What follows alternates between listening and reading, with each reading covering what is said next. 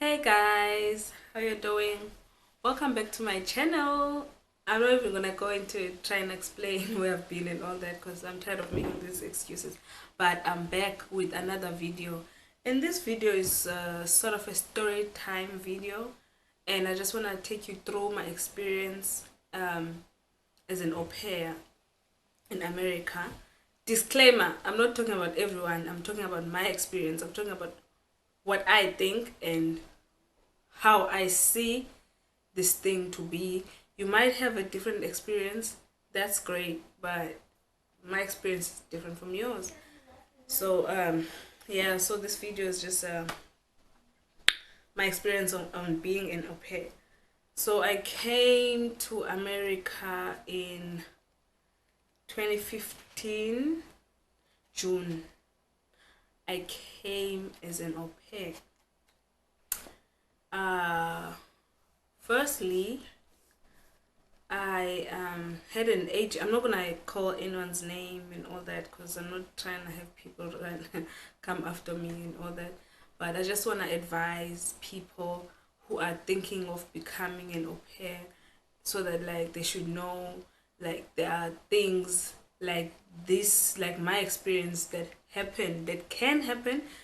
And yes, your experience can be great. You know, there are people who are successful in being an au pair, and you know they stay with their families and they have a great time. They even end up being adopted by their families and all that. But unfortunately for me, it was not that case.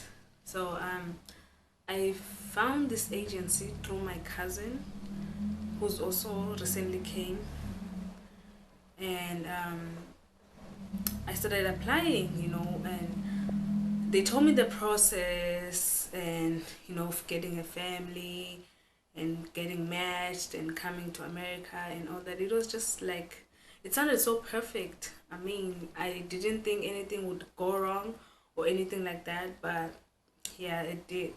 So there were certain things that they told me, um, like about being an au pair, and how they protect my rights as the au pair, and how they'll have my back while I'm out here, because obviously I don't know anyone. It's a foreign country. I've never been to America. None of my family is here and all that, but they did promise to take care of me as my agency. They did promise to make sure that if things don't go well, they will make sure that I'm back at home and all that. But that was not the case. So here's my story.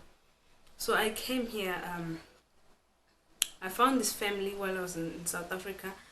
We talked for 3 weeks. We were Skyping every other day, sending pictures of the food, you know, like trying to connect. And I was talking to their son, you know, the one I was gonna look after, you know, trying to get used to him and all that.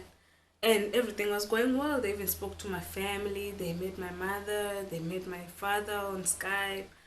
And it was really promising when I came. I swear I was sure that that thing was like, you know. So when I came, the first week when I came, um everything was great. I was treated like an egg, you know. You know, I was just chilling in my room, trying to learn how things work around this place, and you know, and all that. And then on the second week, my host mom told me that she would teach me her style of cooking, because obviously we have different styles of cooking. She said she would teach me her style of cooking just in case I have to cook for her son while she travels for work. Okay, that's cool. She so for the first week I was cooking, no problem. She would send me recipes and all that. So I was cooking. And then I also discovered that there's people don't clean after themselves, like they just eat and they leave everything on the table. Okay, I would pick up everything, load the dishwasher, wash the dishes, sweep the floor, cook, look after the child. And you must know that this child was demanding because he's like 4 years old, and so he wants to run, he wants to climb, he wants you to be on your feet. You don't sit and just relax when you're with him. You're always on your feet because you have to see that he doesn't hurt himself, you know, and all that jazz. So Okay, for the first week, I did this. I looked after the child. I cleaned the house. I cooked, which was not in my contract that I signed. On my contract that I signed, they said that I would clean whatever the child like messes up. If we are playing, obviously I have to pick up his toys and all that. Not after the parents. I didn't have to cook unless I'm making food for the child, not cooking for the whole family. But obviously there would be days where I wanna show them my cultural food, you know. Then those days I would cook for the family, but not me cooking for the family like every day. That was not part of the plan.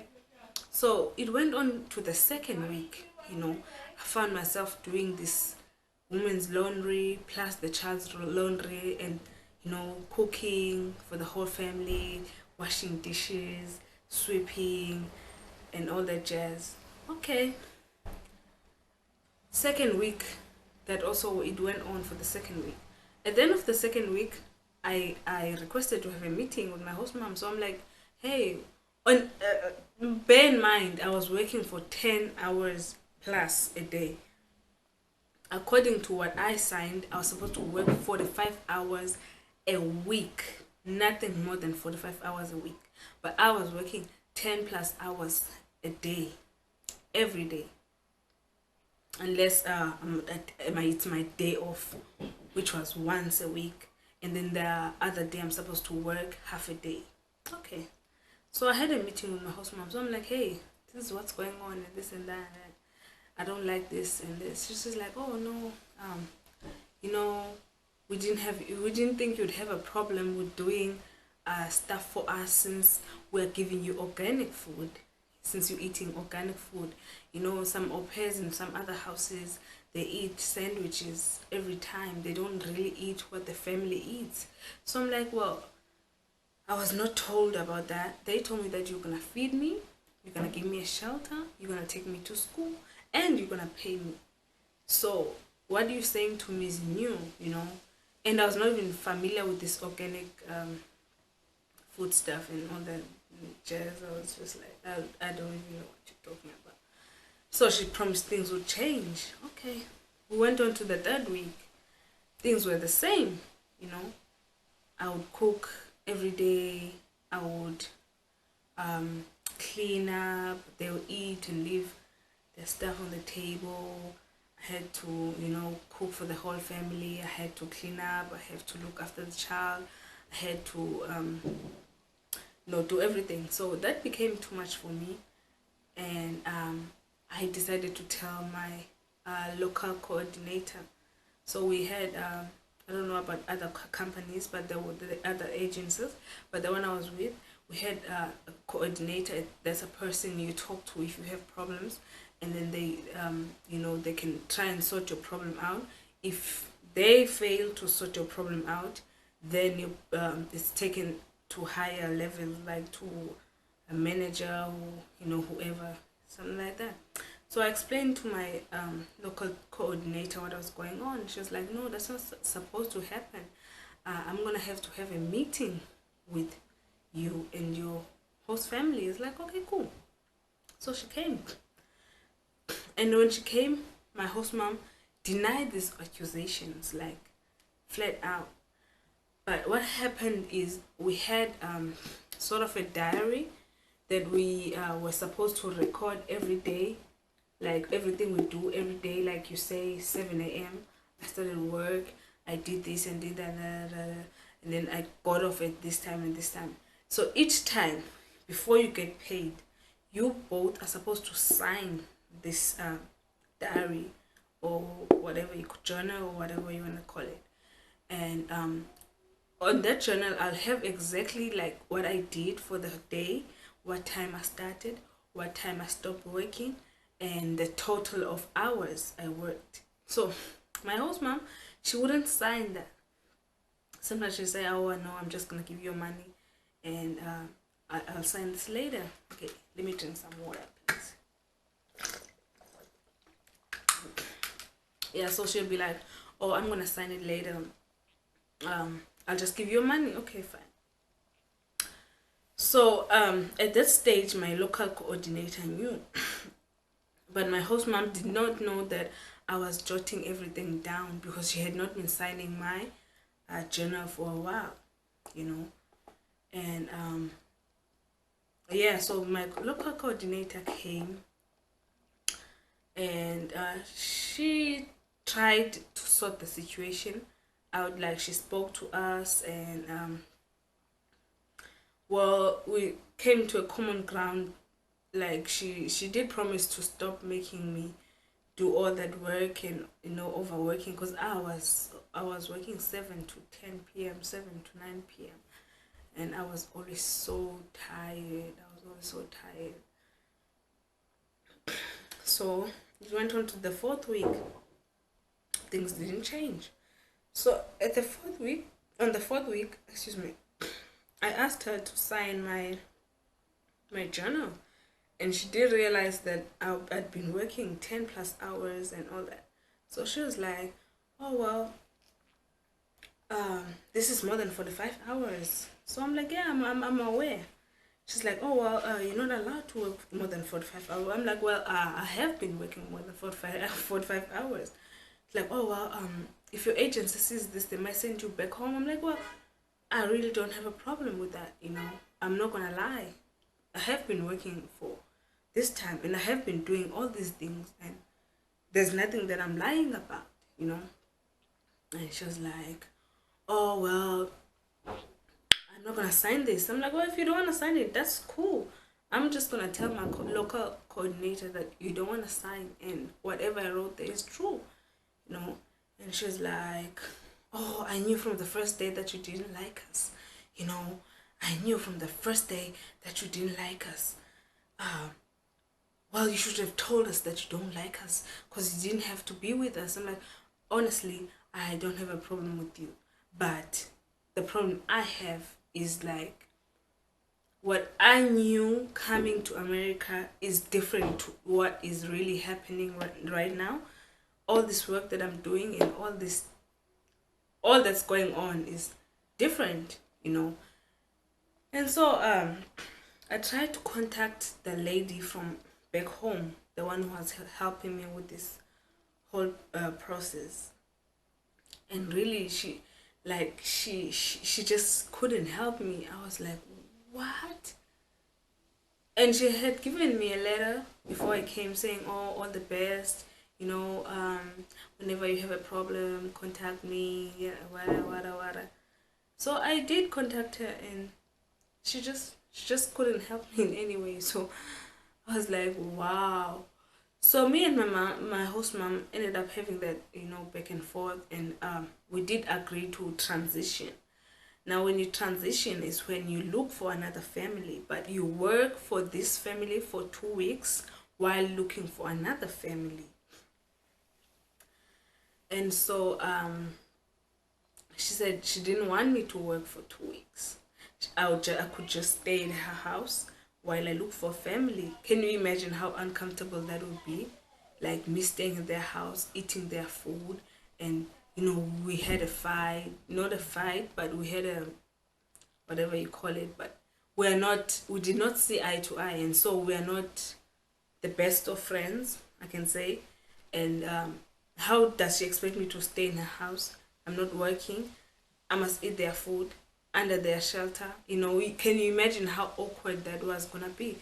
So that was on the contract as well, that I would work for 2 weeks. You work for 2 weeks while you're looking for another family. So I told my local coordinator, "Oh, this lady, she says she doesn't want me to work for 2 weeks. She just wants me to either go or stay or whatever." So my local coordinator is like, "Oh no, there's nothing we can do about it. If she doesn't want you to work, we can't force her." So in my mind, I'm like, "You got me messed up. Didn't I sign a contract saying that?" So luckily, I had found a friend, and my friend was willing to take me in, so she took me in. But basically, like, my agency, it failed me, because they failed to get me a family, and then they told me to go home. Now they're telling me to go home. I have been working for plus minus 4 weeks, earning 195 a week, and the ticket to go home is what, $800.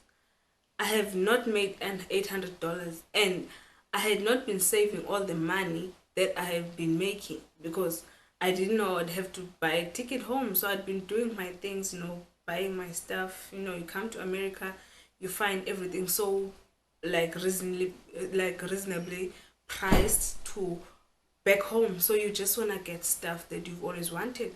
So I had been buying stuff for myself, buying some clothes, buying makeup, buying whatever I was buying. And so I did not have money for a ticket back home. And then they told me to go home. So I'm like, well, I'd love to go home, but I don't have money to buy a ticket. They're like, well, if you don't go home, we're gonna report you to immigration. So I'm like, well, I cannot like fly myself back home because I don't have money. So if you can't buy me a ticket home, then you might as well just report me to immigration. And yeah, they did report me to immigration and that jazz and all that. But they sold me a dream that was not true. Like they made me believe that when I come here they'll protect me, they'll have my bag and all that. But I found myself alone in a foreign country. Had I not met my friend, I would have ended up in the streets. Because honestly, I don't know of anyone who stays in America. I know there are people from South Africa who are somewhere around in New York and DC and where, but I don't know any of them personally. So there's no one I could have contacted and be like, oh, hey, I'm in trouble, please. And there's no way I can ask for ticket money from home because the dollar is so strong that their money would be so much. That's like 10,000 rands, for them to send a ticket, to send money for me to buy a ticket. Considering the fact that the reason why I came to America is trying to make life better for my family. So obviously they wouldn't have that kind of money, because if we had that kind of money, I wouldn't be here either. I'd be home, chilling and spending the rands. Obviously, I had to come here so that because I couldn't find a job back home and all that jazz. That's another story for another day. But I was here to make life better for my family, so they wouldn't have that kind of money, and I couldn't really tell them what was going on because I didn't want to stress them out. Like they're so far, there's nothing they can do and all that. So here's what I wanna do. I wanna advise people who wanna become au pairs. Be prepared for the good and the bad. You know, like there are people who have been au pairs and the things have worked out for them. They found the perfect family and all that. I'm really so happy for those people. I wish I was that person, but unfortunately not. I was not, you know.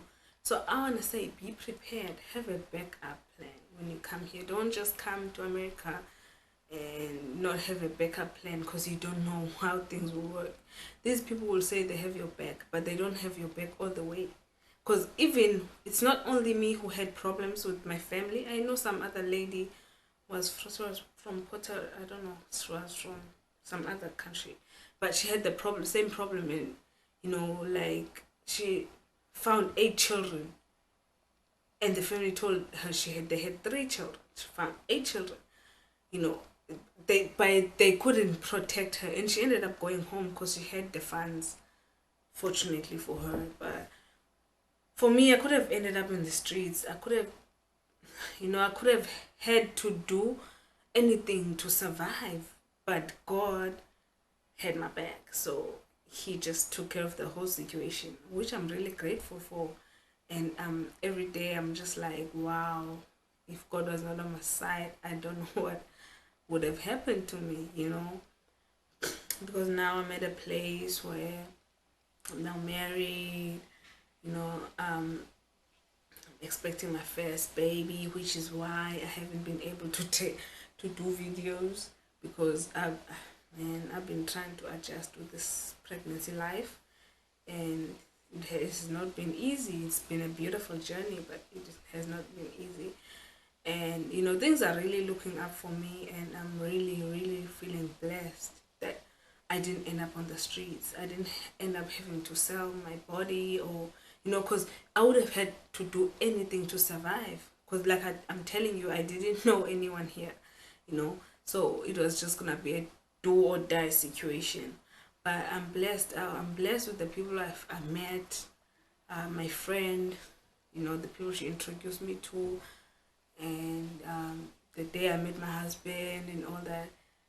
It has been great. So what I want to say is becoming an au pair is it's a 50-50. It might work, it might not work. And if it doesn't work, you need to have backup. There are advantages, there are disadvantages. If your family likes you and you guys get along, you will have the best year or the best 2 years, or they can even make you stay longer, you know. But if your family doesn't like you and you guys have some, like, you don't get along and you don't see eye to eye, girl, take it from home, girl. You will have a problem in this America and you will find yourself alone, you know. So I just, that's where people end up being victims of human trafficking and all that. It's really sad. Like, if I think of what could have happened to me, tears come to my eyes, because that's how people end up in such situations where they have to sell themselves. They have to, you know, do drugs, sell drugs, do anything to survive, because you find yourself in a place where you don't have a job, you don't have a place, you don't know anyone. What can you do, So yes, it's a great opportunity. It's a beautiful opportunity. You get to see America, you get to do this, you get to do that. But the key is for you to find a good family, and a family that you will get along with, because you cannot count on the agencies. As well, I don't know about other agencies, because I know there's a lot of agencies, but the one that I was with, you cannot count on them. It's unfortunate that I will not say the name and all that, but you can't count on whoever brought you here, because I feel like their job is just to bring you here. Once you get here, you're on your own. So you must always have a backup plan, whether it's someone who's around, even if it's in another state, because it's better to travel within America than to travel outside. So if you come here and you know someone who stays wherever in another state, excuse me, and if things don't work out for you, you can always contact that person and be like, hey, can you help me? Whatever the case. So yeah, I just feel like there's a lot of untold stories behind this thing of becoming an au pair, and I feel like they sell us a dream that is it's a dream. It can come true, but if it doesn't come true, it goes left. Like, it really goes left, and that's a part they don't tell you. So I'm here to tell you that it's a great opportunity, only if you and your family get along. That's it. So as a bonus to this video, I will show you my bump. I'm currently 31 weeks pregnant and 6 days. Tomorrow I'm gonna be 32 weeks. So my baby boy is on the way. I'm very excited. Can't wait to meet him. And reason why I haven't been doing videos, because I've been like, oh, I'm so lazy to wear makeup and all that. And then today I just realized that I've lost my purpose, the purpose of this channel. This channel is not a beauty channel, so I don't have to come here wearing makeup. It's all about the content. So I decided to just come here looking sexy and beautiful, as you can see. So yeah, I'm just gonna insert a clip of my bump. Unfortunately, I didn't document my pregnancy from the beginning because I was not feeling well, but it's not too late. We can take it from here. If people like to see this kind of videos, can do a labor and delivery and postpartum and all that, post something, and all that jazz. But yeah, I'm like 9 weeks away from seeing my son. So thank you for watching. Please share, please like, please share this information. It's really important. Like, I feel like people need to know about this stuff, because these are the things people don't talk about. They're just like, oh, I'm going to be an open in America and everything's gonna go, and all this. That's not the case. So share this video, use it. Like, I'm not trying to stop people from coming. No, you'll come. It's nice, but be prepared for the worst. That's what I'm saying. Be prepared. It might go well, it might not go well. It's a 50-50 chance, so have a backup. That's what I'm saying. So thank you for watching again. Hope to see you soon. I have a lot of other videos planned. Oh well, hopefully I feel, because it also depends on how I feel. I can't just feel. So yeah, so I'll see you soon. Thank you for being loyal.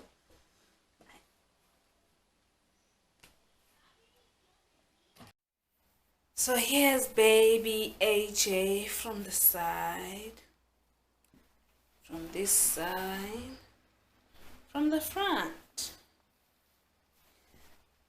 from the side, from this side, and from the front. So yeah, that's how my baby looks. Can't wait to meet him. Thank you for watching. Bye.